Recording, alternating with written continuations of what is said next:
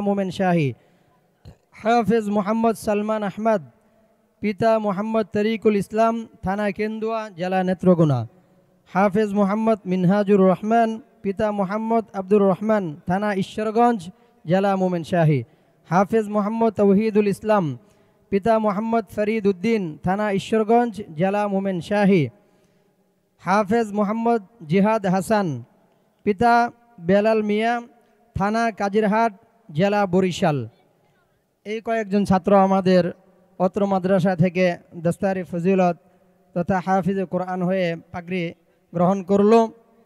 মুহতারাম হাজিরিন, আমাদের এই সৈয়দুল কোরআন মাদ্রাসার তাদের কষ্ট এবং তাদের মেহনত পরিশ্রম আজকে আপনাদের সম্মুখে উপস্থিত।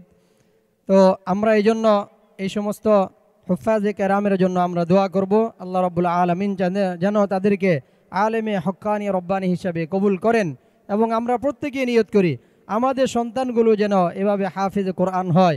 আর যাদের সন্তান নেই অথবা বড় হয়ে গিয়েছে, কমপক্ষে আমাদের নাতি অথবা আমাদের আত্মীয় স্বজনদের মধ্যে যেন হাফিজে কোরআন হয়, এই জন্য আমরা নিয়ত করে ফেলি।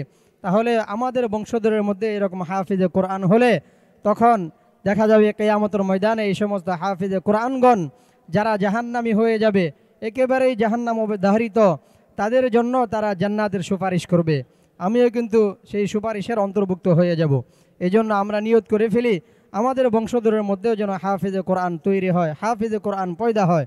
এবং বিশেষ করে আমাদের এই সৈয়দুল কোরআন মাদ্রাসার জন্য আমরা দোয়া করব এবং উলামায়ে কেরাম এই মাদ্রাসার পাশে আমরা থাকব। মাদ্রাসার যে সমস্ত জরুরত, যখন যে জরুরত আসে সেই জরুরত আমরা পুরা করার জন্য চেষ্টা করব। আল্লাহ রাব্বুল আলামিন তাহলে আমাদের জরুরতকে পুরা করবেন।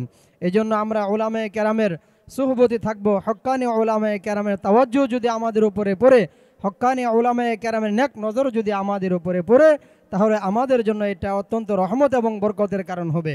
এই জন্য মুহতারাম হাজিরিন, আমরা আমাদের হজরত আমাদের সম্মুখে এসে উপস্থিত হয়েছেন, ইনশাল্লাহ অল্প সময়ে বয়ান করবেন। এই পর্যায়ে আমাদের সম্মুখে অত্যন্ত গুরুত্বপূর্ণ নসিহত পেশ করবেন। বাতিলের আতঙ্ক বারবার কারা